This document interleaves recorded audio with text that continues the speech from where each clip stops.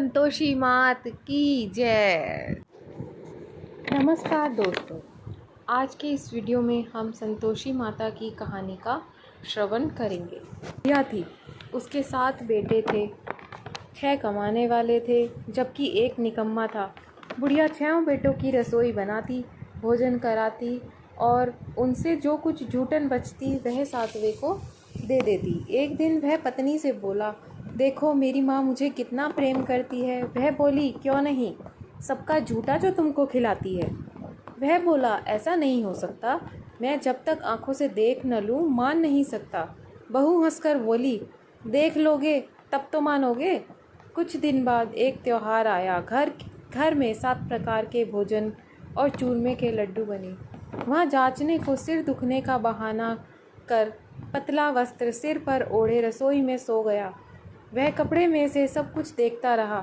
6 भाई भोजन करने आए। उसने देखा माँ ने उनके लिए सुंदर आसन बिछाया, नाना प्रकार की रसोई परोसी और आग्रह करके उन्हें जमाया। वह देखता रहा। 6 भोजन करके उठे, तब माँ ने उनकी झूठी थालियों में से लड्डुओं के टुकड़े उठाकर एक लड्डू बनाया।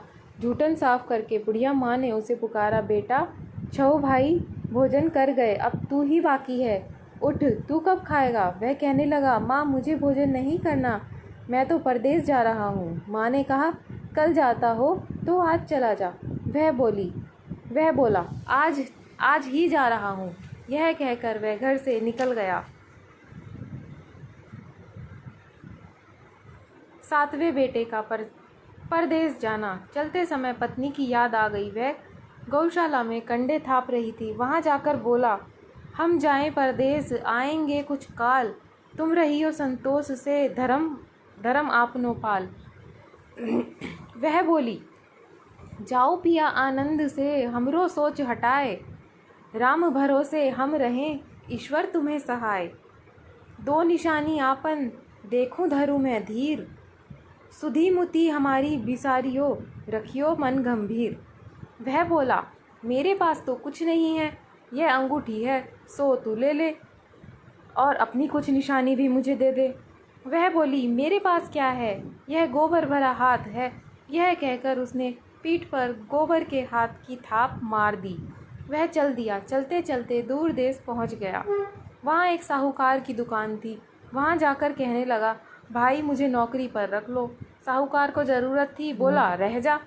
लड़के ने पूछा, तनख्वाह क्या दोगे। साहूकार ने कहा, काम देखकर दाम मिलेंगे। साहूकार को नौकरी मिली। वह सुबह 7 बजे से रात के 10 बजे तक नौकरी बजाने लगा। कुछ दिनों में दुकान का सारा लेन देन, हिसाब किताब, ग्राहकों का माल बेचना, सारा काम करने लगा। साहूकार के 7-8 नौकर थे। वे सब चक्कर खाने लगे, यह तो बहुत होशियार बन गया। सेठ ने भी काम देखा और 3 महीने में उसे आधे मुनाफे का हिस्सेदार बना दिया। वह कुछ वर्ष में ही नामी सेठ बन गया और मालिक सारा कारोबार उस पर छोड़कर चला गया। इधर उसकी पत्नी को सास ससुर दुख देने लगे। सारी गृहस्थी का काम करा के उसे लकड़ी लेने जंगल में भेजते। इस बीच घर के आटे से जो भूसी निकलती उसकी रोटी बनाकर रख दी जाती और फूटे नारियल के नारेले में पानी। एक दिन वह लकड़ी लेने जा रही थी। रास्ते में बहुत सी स्त्रियां संतोषी माता का व्रत करती दिखाई दी। वह वहाँ खड़ी होकर कथा सुनने लगी और पूछने लगी, बहनों तुम किस देवता का व्रत करती हो और उसके करने से तुम्हें क्या फल मिलता है। यदि तुम इस व्रत का विधान मुझे समझा कर कहोगी तो मैं भी तुम्हारा बड़ा एहसान मानूंगी।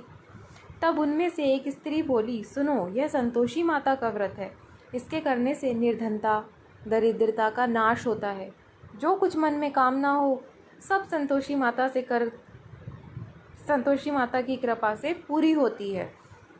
तब उसने उससे व्रत की विधि पूछी। वह भक्तिनी स्त्री बोली, 1.25 आने का गुड़ चना लेना, इच्छा हो तो 5.25 आने का लेना या 1.25 रुपये का भी सहूलियत के अनुसार लाना। बिना परेशानी और श्रद्धा व प्रेम से जितना भी बन पड़े सवाया लेना। प्रत्येक शुक्रवार को निराहार रहकर कथा सुनना। इसके बीच क्रम टूटे नहीं, लगातार नियम पालन करना। सुनने वाला कोई न मिले तो घी का दीपक जलाकर उसके आगे या जल के पात्र के सामने रख कर कथा कहना। जब कार्य सिद्ध न हो, नियम का पालन करना और कार्य सिद्ध हो जाने पर व्रत का उद्यापन करना। 3 मास में माता पूरा फल देती हैं। यदि किसी के ग्रह खोटे भी हों तो माता वर्ष भर के कार्य से सिद्ध हो जाती हैं। फल सिद्ध होने पर उद्यापन करना चाहिए, बीच में नहीं। उद्यापन में 2.5 सेर आटे का खाजा तथा इसी परिमाण से खीर तथा चने का साग करना। 8 लड़कों को भोजन कराना। जहाँ तक मिले देवर जेठ भाई बंधु के हों, ना मिले तो रिश्तेदार या पड़ोसियों को बुलाना। उन्हें भोजन कराकर यथाशक्ति दक्षिणा देकर माता का नियम पूरा करना। उस दिन घर में खटाई न खाना। यह सुनकर बुढ़िया के लड़के की बहू चल दी। रास्ते में लकड़ी के बोझ को बेच दिया और उस पैसे से गुड़ चना लेकर माता का व्रत करने की तैयारी करते हुए आगे चली और सामने मंदिर देखकर पूछने लगी, ये मंदिर किसका है? सब कहने लगे, संतोषी माता का मंदिर है। यह सुनकर माता के मंदिर में जाकर चरणों में लौटने लगी। दीन हो विनती करने लगी, माँ मैं निपट अज्ञानी हूँ, व्रत के कुछ भी नियम नहीं जानती हूँ, मैं दुखी हूँ। हे माता जगत जननी, मेरा दुख दूर करो, मैं तेरी शरण में आई हूँ। माता को दया आई। एक शुक्रवार बीता कि दूसरे को उसके पति का पत्र आया और तीसरे शुक्रवार को उसका भेजा हुआ पैसा आ पहुँचा। यह देखकर जेठ जेठानी मुंह सिकोड़ने लगे। लड़के ताने देने लगे, काकी के पास पत्र आने लगे, रुपया आने लगा, अब तो काकी की खातिर बढ़ेगी। बेचारी सरलता से कहती, भैया कागज आवे रुपया आवे, हम सब के लिए अच्छा है। ऐसा कहकर आंखों में आंसू भरकर संतोषी माता के मंदिर में आकर मातेश्वरी के चरणों में गिरकर रोने लगी। माँ मैंने तुमसे पैसा कब मांगा है? मुझे पैसे से क्या काम है? मुझे तो अपने सुहाग से काम है। मैं तो अपने स्वामी के दर्शन मांगती हूँ। तब माता ने प्रसन्न होकर कहा, जा बेटी तेरा स्वामी आएगा। यह सुनकर खुशी से बावली होकर घर में जाकर काम करने लगी। अब संतोषी माँ विचार करने लगी, इस भोली पुत्री को मैंने कह तो दिया है कि तेरा पति आएगा, लेकिन कैसे? वह तो इसे स्वप्न में भी याद नहीं करता। उसे याद दिलाने को मुझे ही जाना पड़ेगा। इस तरह माता जी उस बुढ़िया के बेटे के पास जाकर स्वप्न में प्रकट होकर कहने लगी, साहूकार के बेटे सो रहा है या जागता है? वह कहने लगा, माता सोता भी नहीं जागता भी नहीं हूँ, कहो क्या आज्ञा है? माँ कहने लगी, तेरे घर बार कुछ है कि नहीं? वह बोला, मेरे सब कुछ है, माँ बाप है, बहू है, क्या कमी है? माँ बोली, भोले पुत्र तेरी बहू घोर कष्ट उठा रही है, तेरे माँ बाप उसे परेशानी दे रहे हैं, वह तेरे लिए तरस रही है, तू उसकी सुध ले। वह बोला, हाँ माता जी यह तो मालूम है, परंतु जाऊँ तो कैसे? परदेश की बात है, लेन देन का कोई हिसाब नहीं, कोई जाने का रास्ता नहीं आता, कैसे चला जाऊं? माँ कहने लगी, मेरी बात मान, सवेरे नहा धोकर संतोषी माता का नाम ले, घी का दीपक जला, दंडवत पर दुकान पर जा बैठ। देखते देखते सारा लेन देन चुक जाएगा, जमा का माल बिक जाएगा, सांझ होते होते धन का भारी ढेर लग जाएगा। अब बूढ़े की बात मानकर वह नहा धोकर संतोषी माता को दंडवत घी का दीपक जलाकर दुकान पर जाकर बैठ गया। थोड़ी देर में देने वाला रुपया लाने लगे, लेने वाले हिसाब लेने लगे। कोठे में भरे सामान के खरीदार नगद दाम के सौदे करने लगे। शाम तक धन का भारी ढेर लग गया। मन में माता का नाम लेकर चमत्कार देखकर प्रसन्न होकर घर ले जाने के वास्ते गहना कपड़ा सामान खरीदने लगा। यहाँ काम से निपट तुरंत घर को रवाना हुआ। उधर उसकी पत्नी जंगल में लकड़ी लेने जाती है। लौटते वक्त माताजी के मंदिर में विश्राम करती है। वह तो उसके प्रतिदिन रुकने का जो स्थान ठहरा। धूल उड़ती देख कर माताजी पूछती हैं, हे माता ये धूल कैसे उड़ रही है? माता कहती हैं, हे पुत्री तेरा पति आ रहा है, अब तू ऐसा कर लकड़ियों के 3 बोझ बना ले, एक नदी के किनारे रख, दूसरा मेरे मंदिर पर और तीसरा अपने सिर पर। तेरे पति को लकड़ियों का गट्ठर देखकर मोह पैदा होगा, वह यहाँ रुकेगा, नाश्ता पानी खाकर माँ से मिलने जाएगा।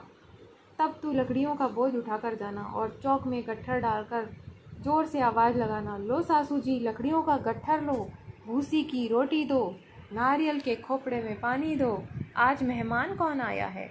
माता जी से बहुत अच्छा कहकर वह प्रसन्न मन से लकड़ियों के 3 गट्ठर बनाई, एक नदी के किनारे पर, एक माता जी के मंदिर पर रखा। इतने में मुसाफिर आ पहुंचा। सूखी लकड़ी देखकर उसकी इच्छा उत्पन्न हुई कि हम यहीं पर थोड़ी देर विश्राम करें, भोजन बनाकर खाकर पीकर गांव जाएं। इसी तरह रुक कर भोजन बनाकर विश्राम करके गांव को गया। सबसे प्रेम से मिला। उसी समय सिर पर लकड़ी का गट्ठर लिए वह उतावली सी आती है, लकड़ियों का बोझ आंगन में डालकर जोर से 3 आवाज़ देती है, लो सासू जी, लकड़ियों का गट्ठर लो, भूसी की रोटी दो, आज मेहमान कौन आया है। यह सुनकर उसकी सास बाहर आकर अपने दिए हुए कष्टों को भुलाने हेतु कहती है, बहू ऐसा क्यों कहती हो, तेरा मालिक ही तो आया है, आ बैठ, मीठा भात खा, भोजन कर, कपड़े गहने पहन। उसकी आवाज़ सुनकर उसका पति बाहर आता है। अंगूठी देखकर व्याकुल हो जाता है। माँ से पूछता है, माँ यह कौन है। माँ बोली, बेटा यह तेरी बहू है, जब तू गया था तब से सारे गांव में भटकती फिरती है, घर का कामकाज नहीं करती, 4 पहर आकर खा जाती है। वह बोला, ठीक है माँ, इसे भी देखता हूँ और तुम्हें भी, अब दूसरे घर की ताली दो, उसमें रहूँगा। माँ बोली, ठीक है, जैसी तेरी मर्जी। जब तक दूसरे मकान की तीसरी मंजिल का कमरा खोलकर सारा सामान जमाया, एक दिन में राजा के महल जैसा ठाट बाट बन गया। अब क्या था, बहू सुख भोगने लगी। इतने में शुक्रवार आया। शुक्रवार व्रत के उद्यापन में उससे हुई भूल किया खटाई का इस्तेमाल। उसने पति से कहा, मुझे संतोषी माता के व्रत का उद्यापन करना है। पति बोला, खुशी से कर लो। वह उद्यापन की तैयारी करने लगी। जेठानी के लड़कों को भोजन के लिए कहने आई। उसने मंजूर किया, परंतु पीछे से जेठानी अपने बच्चों को सिखाया, देखो भोजन के समय खटाई मांगना, जिससे उसका उद्यापन पूरा न हो। लड़के झीमने आए, खीर खाना पेट भर के खाया, परंतु बाद में खाते ही कहने लगे, हमें खटाई दो, खीर खाना हमको नहीं भाता, देखकर अरुचि होती है। वह कहने लगी, भाई खटाई किसी को नहीं दी जाएगी, यह तो संतोषी माता का प्रसाद है। लड़के उठकर बोले, पैसा लाओ। भोली बहू कुछ जानती नहीं थी, उन्हें पैसे दे दिए।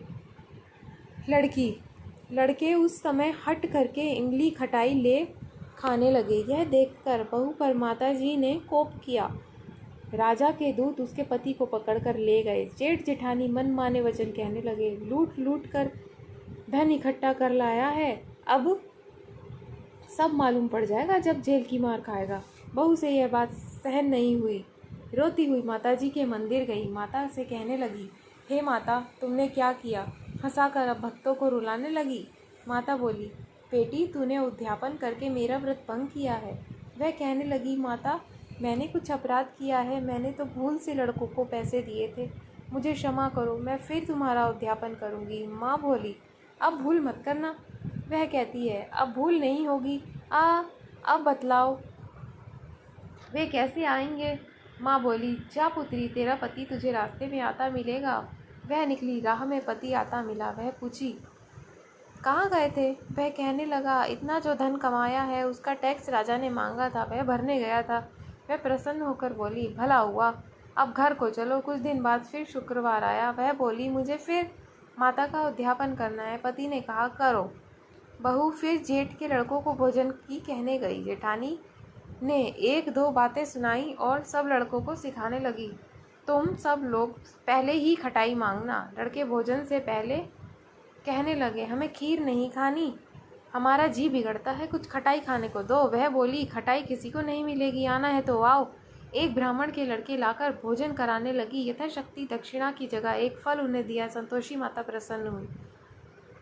संतोषी माता की कृपा होते ही 9वें मास में उसके चंद्रमा के समान सुंदर पुत्र भी प्राप्त हुआ। पुत्र को पाकर प्रतिदिन माता जी के मंदिर जाने लगी। माँ ने सोचा, यह रोज आती है, आज क्यों न मैं इसके घर चलूं। यह विचार करके माता ने भयानक रूप बनाया। गुड़ चने से सना मुख, ऊपर सूंड के समान होठ, उस पर मक्खियाँ भिन भिन कर रही थी। देहली पर पैर रखते ही उसकी सास चिल्लाई, देख रे कौन चुड़ैल डाइन आई चली जा रही है, लड़कों इसे भगाओ, नहीं तो ये किसी को खा जाएगी। लड़के भगाने लगे, चिल्लाकर खिड़की बंद करने लगी। बहू रोशनदान से देख रही थी। प्रसन्नता से पगली बन चिल्लाने लगी, आज मेरी माताजी मेरे घर आई हैं। वह बच्चे को दूध पीने से हटाती है। इतने में सास का क्रोध फूट पड़ा। वह बोली, क्या उतावली हुई है, बच्चे को पटक दिया। इतने में माँ के प्रताप से लड़के नजर आने लगे। वह बोली, माँ, मैं जिसका व्रत करती हूँ यह वही है, संतोषी माता। सबने माता जी के चरण पकड़ लिए और विनती करके कहने लगे, हे माता, हम मूर्ख हैं, हम अज्ञानी हैं, तुम्हारे व्रत की विधि हम नहीं जानते। व्रत भंग करना हमने बहुत बड़ा अपराध किया है। जगत माता, आप हमारा अपराध क्षमा करो। इस प्रकार माता प्रसन्न हुई। बहू को प्रसन्न होकर जैसा फल दिया वैसा माता सबको दे। जो पढ़े और जो सुने उसका मनोरथ पूर्ण हो। बोलो संतोषी माता की जय।